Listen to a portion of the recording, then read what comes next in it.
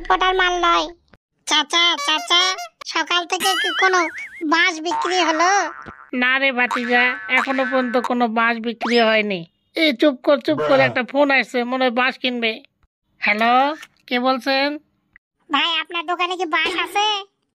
আছে তো। তে নিয়ে বসে আছেন কেন? পাতার মধ্যে ঢুকান। হ্যাঁ। কি বললো চাচা, কি বললো? বাঁশ কিনবে? না রে, তোকে বলা যাবে না যে কথা বলছে। এই ভাতিজা চুপ কর, এবার আবার একটা ফোন আসছে, দেখি এর কাছে বিক্রি করা যায় নাকি বাঁশ। ভাই এটা কি বাঁশের দোকান?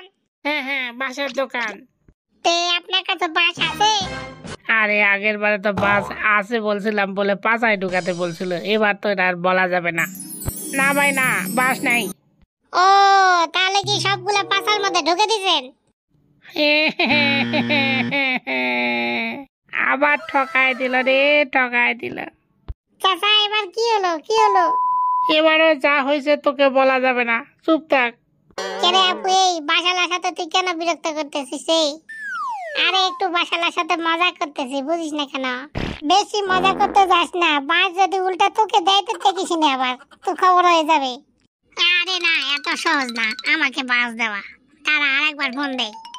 আরে ভাতিজা, এই লোকটা আবার ফোন দিছে। ধরো, ধরে কথা বলো, আর না হলে আমাকে দাও।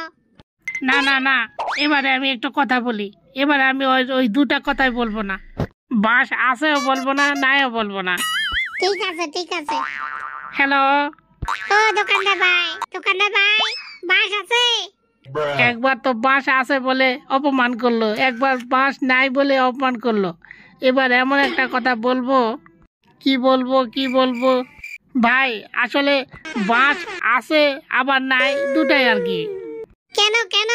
বাঁশ কি পাশার মধ্যে একবার ঢুকাচ্ছেন আবার বের করেছেন, ঢুকাচ্ছেন আবার বের করেছেন, তাই নাকি?